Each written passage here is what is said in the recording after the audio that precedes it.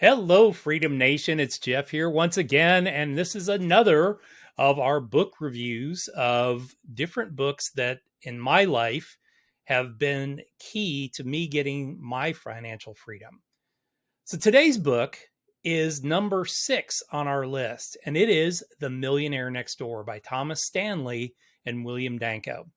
This was a book that for me, I started to read it not because I really wanted to be the millionaire next door, but I was working in the financial services industry. And specifically, I was working with people that had $1 million plus with the firm that I was working with and were in the center part of the country.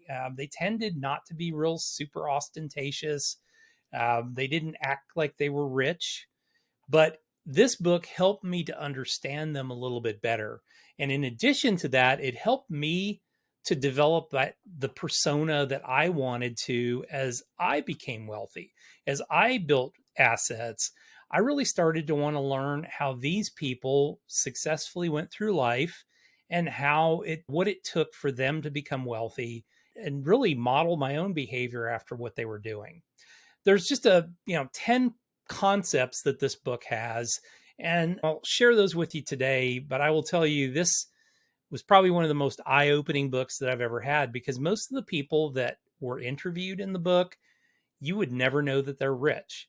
I always say, if you look at Warren Buffett, great example. He lives in basically the same house he's lived in for almost 60 years. It's maybe worth a half million, maybe a little bit more today. It's in Omaha, Nebraska. He still drives an Oldsmobile to work, or a Buick or something like that. So if you didn't know that he was one of the richest guys in the world, you would never know it by looking at him. So when we start to look at the key concepts in this book, the first of which is frugality. Now, this doesn't mean cheap. It means that people that are the millionaire next door are frugal with their money. They manage their money very wisely.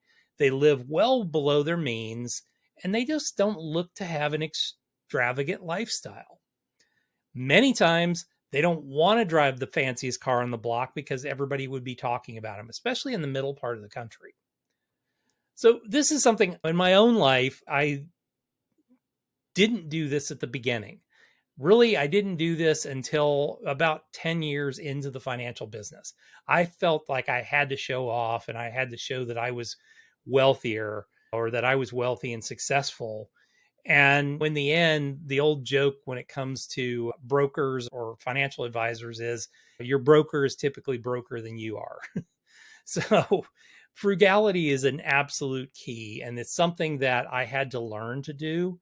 And I have to control that interest in spending money on something that's a cool tool or a cool toy, not necessarily to show off, but it's a cool toy. It's something I have to keep control of all the time. The next key concept is focus on financial independence. And this is something that wealthy individuals prioritize above all else, is that financial independence, making sure that they reach a point in time where they don't have to work anymore if they work for a job, or reach a point where their business can be sold or they can exit from their business and they will be financially independent as a result of that. And it's much more important than displaying high social status. They want financial independence. Self-made wealth. Most millionaires in this country and around the world were self-made. They didn't inherit it. They're not a royal that had this money given to them or expected of them. They're self-made people. They either chose a profession that they made good money, they saved money like crazy, or they started a business and became wealthy through that. Number 4 on the list is proficient in targeting market opportunities. And that's really key, is they've targeted the right areas to be in. They didn't decide to go into buggy whips because there are no more buggy whip manufacturers. They looked at, all right, I want to be successful. I'm going to look at industries that potentially could be there. These are the people in our world now that are wealthy, that got into PCs in the early years, that got into the semiconductor industry. All these people that saw the future and they were able to target it in specific market niches with it. Choosing the right occupation as well falls into that same thing. But a lot of wealthy individuals chose a profession that, one, they went to school for, that was a profession that they could make good money. They didn't go out and get a degree in underwater basket weaving and then try and bounce around between a bunch of different jobs where they weren't really successful. They targeted a profession where they knew they were going to make good money and were able to direct that towards savings. They're also economically self sufficient. This is one of the things, they're really not dependent on any kind of inheritance. A lot of them, especially the baby boom generation, their parents lived a lot longer than previous generations had. And in some cases, they're inheriting some money, but they're not really counting on it because their parents are living longer and burning up a lot more of their assets. So they're relying on themselves. They're relying on their ability to save and build wealth over time.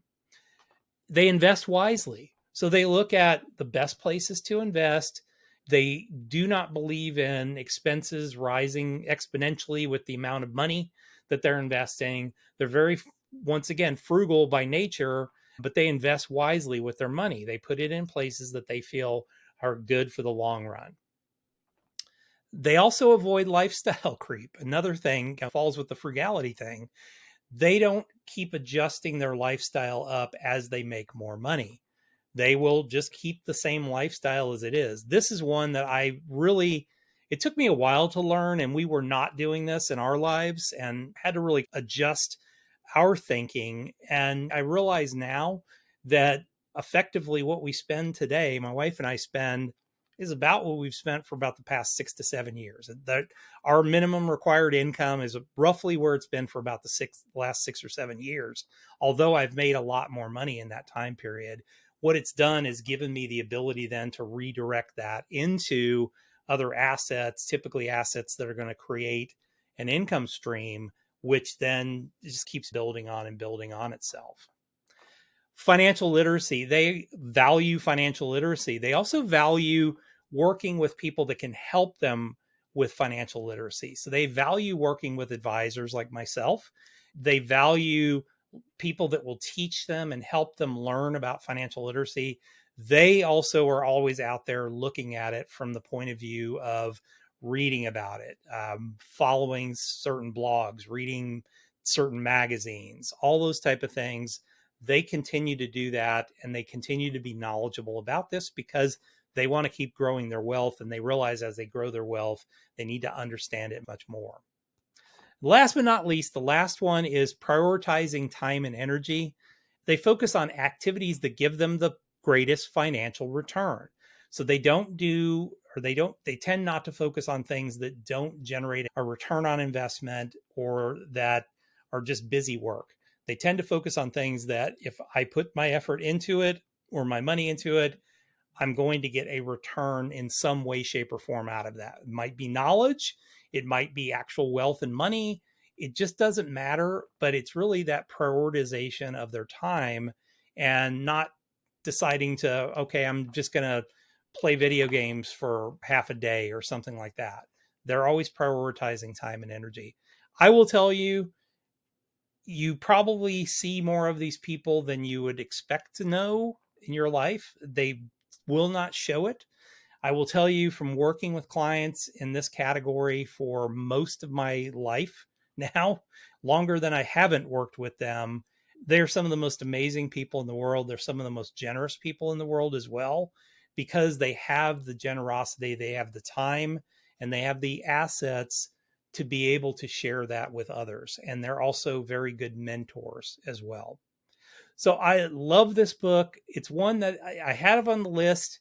It was one that as I was looking through my book list and thinking about what had helped me over my life, that I came across again. And I said, you know what? I've got to read this again because it's literally been 15 years since I read it the last time, but it still has a profound effect on me understanding and knowing the people that I work with, but also modeling those people in myself as well as I go on throughout my life. So I hope you enjoyed this. This is one of those books that I hope that you actually find and go through and really internalize the concepts in there. make sure you subscribe to the channel and hit that little notification button, because we want to make sure that you are getting these as they come off. Over the next several weeks, I'll be sharing these with everybody. Make sure that you are subscribed so that you get those every time. And I will see you guys back here the very next time.